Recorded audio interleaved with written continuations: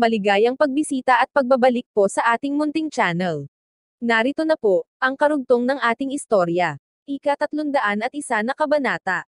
Sino ang mag-i-invest? Sa pagtingin nito sa kanyang anak, ibang miyembro ng pamilya, at kaibigan ng kanyang anak na naroon upang sumuporta, si Reginald ay tatanawin itong utang na loob. Mas tapat pa sila kaysa sa mga dati niyang kaibigan. Maraming salamat sa inyong lahat sa pagpunta dito, wika niya. Si David ay nagpunta sa harapan at sinabi, "Ngayong araw ay umaasa ako na susuportahan ninyo ang aming pamilya. Ang Fidelity Group ay kailangan ng at least $2 billion upang maging safe kami sa pinagdadaanang krisis. Pero ang Drake family ay mayroon lamang $500 million available cash." Nagpatuloy pa ito. "Kailangan pa namin ng $1.5 billion na investment. Pero walang nag-i-invest. Nabigla ako at nadidisappoint.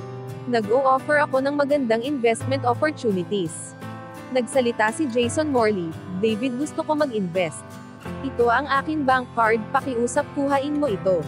Si Jason ay iniabot ang bank card kay David at sinabi ng may pagkamababang loob, "Pasensya na, ito ay maliit na investment lang. Ito lang ang pera na naitabi ko sa nakaraang ilang taon. Kapag nakauwi ako sasabihin ko ito sa aking papa, upang madagdagan." "David, mag-i-invest ako ng ilang milyong dolyar," sagot muli ng isa pa. "Ito David, mag-i-invest ako ng $3 million. Sasabihin ko rin ito sa aking kuya, upang sumali," wika ng isa pa nitong kaibigan. "David, mag-i-invest ako ng $1 milyon ngayon. Pero kapag nakauwi na ako, imumungkahi ko sa aking mga magulang, na mag-invest pa. Ibinigay ko na ang lahat ng mayroon ako," sigaw pa ng isa. Ang lahat ng binata ay galante, at masigasig na nag-invest sa kumpanya nila David. Si Daryl Brennan lang ang isang ayaw ma-involve. Dahil ang kanyang sitwasyon ay medyo kakaiba. Ang Brennan family ay dumating sa Washington DC 10 taon ang nakalipas. Hindi katulad ng ibang tao, si Daryl ay hindi lumaking kasama si David, at hindi itinuturing na kapatiran. Alam rin niya na ang financial na sitwasyon ng Drake family ay seryoso. Hindi na magtatagal ang kanilang negosyo at tuluyan ng malulugi. At malakas ang kanyang pakiramdam na ang Fidelity Group ay hindi na makaka-recover.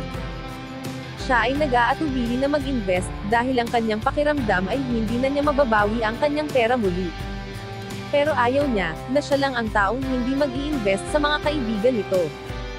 At least kahit papaano ay magbibigay siya ng maliit na halaga, upang magpakita ng suporta. Inilagay niya ang kamay sa balikat ni Miriam, at humindat dito, sumignal na makipag-cooperate sa gagawin niya. Ipinaliwanag ni Daryl ang plano niya dito. Bagaman hindi siya komportable sa hinihiling ni Daryl, pumayag pa rin siya. Naging kasama na niya ito ng medyo matagal, at bagaman paminsan-minsan ay nawawalan ito ng pasensya sa kanya, pakiramdam pa rin niya, ito ay magandang relasyon.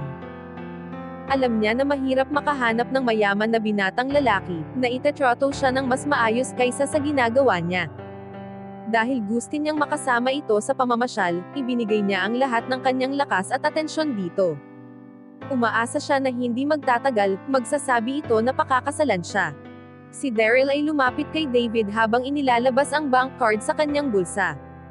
Tumingin siya sa mata ng kanyang kaibigan at sinabi, "David, ang card na ito ay may laman na ilang milyong dolyar. Pakiusap tanggapin mo. Kung kailangan mo ng kahit anong tulong mula sa Drake family, ang kailangan mo lang ay magsabi sa akin. Ang pamilya ko ay tutulungan ka, hanggat makakaya namin." Si David ay hindi inaasahan na mag-i-invest si Daryl, na hindi niya kasamang lumaki. Gusto nitong tumulong, kaya na-touch siya. Ang mga ibang kaibigan ni David at ang Drake family na-appreciate din ang tulong ni Daryl. "Maraming salamat," tinapik ni David ang balikat nito, at handang kuhain ang bank card. Si Miriam ay nakatayo sa tabi ni Daryl. "Daryl," wika nito, "mali ang nakuha mong card. Ang card na iyan ay may $5,000 lang. Pasensya na David, mali ang naibigay kong card." Pagkatapos ay kinuha nito ang wallet, at sinabi ng may pagkabigla, "Nasaan yung ibang bank card ko?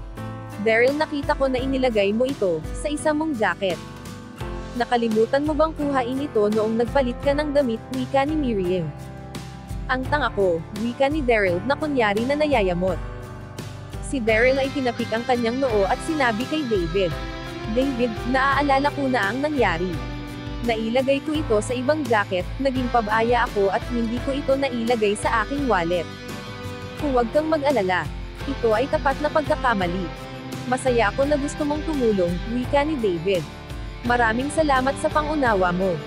Kuhain mo ang 5,000 at ipapadala ko ang card na may milyon ang laman mamaya-maya," wika ni Daryl. Naniniwala si David sa mga sinabi ni Daryl at masaya siya dito. "Wala ito. Marami akong card na may lamang milyon, bawat isa. Hindi ako masyadong gumagastos nitong buwan. Pwede akong magpahiram ng ilang milyon sa iyo. Hindi ito big deal." Si Daryl at Miriam ay naglakad pabalik sa crowd. Si Miriam ay tumingin sa mayabang na ekspresyon ni Daryl at nakaramdam ng kaunting pagkadismaya. Ngumiti pa rin siya dito. Sa isip niya, ang lalaking ito ay ang kanyang future partner. Wala siyang pakialam kung manloko man ito ng iba, basta hindi siya niloloko nito. Nang matapos na mag-offer ang lahat ng kanilang pera, sa estimate ni David sa mahigit 20 mayayaman na kaibigan niya, ito ay nag-contribute ng $40 million sa kanya. Ito ay malaki pero isa lang itong patak sa karagatan, mula sa $1.2 bilyong na kailangan niya. Napagtanto ng kanyang mga kaibigan, na ang halaga ng pera na ibinigay nila ay hindi sapat. Nagsimula silang mag-isip na hindi sila nakatulong sa Drake family na makasurvive. "Ibinigay na namin ang aming buong makakaya pero ito lang ay $40 million. Nakakahiya," sabi ng isa. "Tama, pupuste ako na may ibang tao pa ang magbibigay," sabi ng isang kaibigan niya. Si David ay nagawang mapapunta ang lahat dito. Pero hindi pa rin natin magawang mailigtas ang kanyang pamilya. Sa palagay ko ang taong kumakalaban sa Drake family, ay tumatawa ng maayos, wika ng isa pang lalaki. "Tatawag ako sa aking papa, upang magsabi na, magbigay ito ng 50 million. Si David ay pinigilan ang kanyang kaibigan na tatawag sa kanyang papa. Masaya niyang sinabi sa lahat, "Mga kaibigan, maraming salamat. Lahat kayo ay nagpunta dito, at sobrang daming ginawang pagtulong sa akin, masaya ako. Pero, paano ang Fidelity Group? Mababankrupt ba ito?" tanong ng kaibigan niya. "Ano ang mangyayari? Maghintay tayo kung ano ang magiging kapalaran natin." Kalmadong sinabi ni Reginald. Mukha itong mapanglaw. Sa pagtingin sa kanyang papa, matatag na sinabi ni David, "Hindi, papa, bagaman ang pera ay hindi sapat, habang nagkakaisa tayong lahat. Naniniwala ako na mananalo tayo. Walang balakid na hindi natin mapagtatagumpayan kung magsasama-sama tayo. At determinado ako na ang Fidelity Group ay hindi babagsak. Tama, kung determinado tayo, magagawa natin ang lahat." Masigasig na sagot ng pinsan nito. Ang Fidelity Group ay nagtatrabaho na ng matagal sa Washington, D.C. Maraming tao ang umaasa at nakadepende dito. Ang mga tao sa Washington ay hindi ito hahayaang bumagsak. Si Lindsay ay tahimik na pinapanood ang mga nangyayari. Alam niya na maliligtas lang ang kumpanya kung makakalikom ng $1.2 bilyon. Kung hindi, talagang babagsak ito sa kanyang kapalaran. Tahimik siyang naglakad palayo sa office at nagpunta sa corridor ng ilang minuto, at nag-isip ng malalim. Biglang may pumasok sa kanyang isipan na pwedeng makatulong sa kanila. Naisip niya si Alex.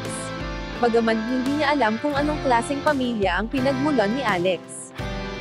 Napansin niya kung paano itrato ng Drake at ibang maimpluwensyang pamilya ito. Alam rin niya na si Ken Stokes ay nagtatrabaho sa kanya, at ang kanyang relasyon at itinatrato ng may paggalang ng lahat, pati ang mga orihinal na kamag-anak ng kanyang ate Debbie. Mula siya sa maimpluwensyang pamilya. Hindi niya alam kung gaano ito kay Amwen. Sinabi rin ni Alex na itinakwil na siya ng kanyang pamilya, pero baka siya ay pinabalik na ngayon. Kahit ano pa ang sitwasyon, pakiramdam ni Lindsay, mahalaga na humingi sa kanya ng tulong.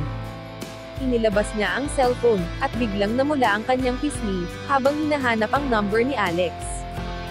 Hindi na niya ito nakakausap ng matagal. Simula pa nang ikasal ang kanyang ate. Pinilit niyang mabuti na hindi isipin ito. At hanggang ngayon ay nagawa niya ito. Pero ngayon na makita na niya ang pangalan nito sa screen, ang kanyang emosyon ay nagbalik muli. Nakikita niya ang mukha nito sa kanyang isipan.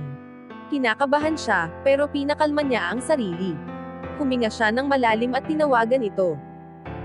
Nang sandaling iyon, si Alex ay may dalang basket ng prutas sa ospital, patungo sa ward ni Don. Sa ward, si Daisy ay katatapos lang bigyan ng hapunan ang kanyang kuya, at ngayon ay naghuhugas ito ng plato. Nang makita nila si Alex na dumating, si Daisy at Don, ay naging masaya. "Alex, bakit ka narito?" tanong ni Don. "Hindi mo kailangan maging magalang sa akin." Si Alex ay mabilis na nagpunta, at tinulungan si Don na sumandal sa kama. Alam niya ang lahat ng injury ni Don. "Doon nagpunta ako upang makita ka, at mayroon akong magandang balita sa iyo." Wika niya habang nakangiti kay Don. "Ang university ay tinanggap ng buo ang iyong pagkaka-injury, at ang kanilang insurance ay babayaran ang iyong hospital bill. Hindi mo kailangan problemahin ang pagbabayad ng pera sa akin." Inilabas ni Alex ang kanyang cellphone, at ipinakita kay Don ng kopya ng work-related injury document, upang makumpirma ang kanyang mga sinabi. Si Daisy ay tumingin din dito, at excited na sinabi, "Magaling. Kuya, hindi mo na kailangan alalahanin ang paglabas dito sa ospital sa lalong madaling panahon, upang kumita ng pera na pambayad kay Alex." "Daisy, wala akong sinabi na nagmamadali akong magbayad kay Alex. Hindi ako nag-alala dito. Alam niya na magbabayad ako, hanggang katapusan." Si Don ay nagbiro, tungkol sa pagbabayad kay Alex, ngayong nakita niya ang compensation na kanyang natanggap. Pero sa totoo, siya ay sobrang balisa, tungkol sa pagbabalik sa trabaho, upang kumita ng perang pambayad. Sa wakas siya ay makakapag-relax na. Sa pagtingin kay Alex, si Don ay lalong humanga at nagpapasalamat dito. Sinabi nito, "Alam ko na ikaw ang gumawa nito para sa akin. Maraming salamat. Kapag maayos na ako, iimbitahan kita sa isang hapunan. Ipagluluto kita ng paborito kong ulam. Buddy, tatandaan ko ang pangako mong iyan, hindi na ako makapaghintay," wika ni Alex na nakangiti. Habang masaya silang nag-uusap, ang cellphone ni Alex ay nag-ring. Nabigla siya nang makita na tumatawag si Lindsay. Siya ay nagdududa na sagutin ang tawag. Pero sinagot niya ito. "Hello Lindsay, ano ang maitutulong ko?" Nang marinig niya ang boses ni Alex, si Lindsay ay naging emosyonal muli. Gayunpaman mabilis niyang pinakalma ang kanyang sarili at sinabi, "Alex, tumawag ako, upang tanungin ka kung handa ka bang tulungan ang Drake family sa Washington DC. Sila ay nasa krisis na sitwasyon, at kailangan ng $2 bilyong sa lalong madaling panahon, o sila ay magpa-file ng bankruptcy. Ang nagawa lang nilang maipon ay $540 million, at naubusan na sila ng opsyon. May kahit anong paraan ka ba upang matulungan silang maipon ang kakulangan? Hanggang dito na lang po muna. Maraming salamat po sa pakikinig. Pwede po bang humingi ng subscribe bilang pagsuporta sa ating munting channel? Hanggang sa susunod po muli. Stay safe and God bless.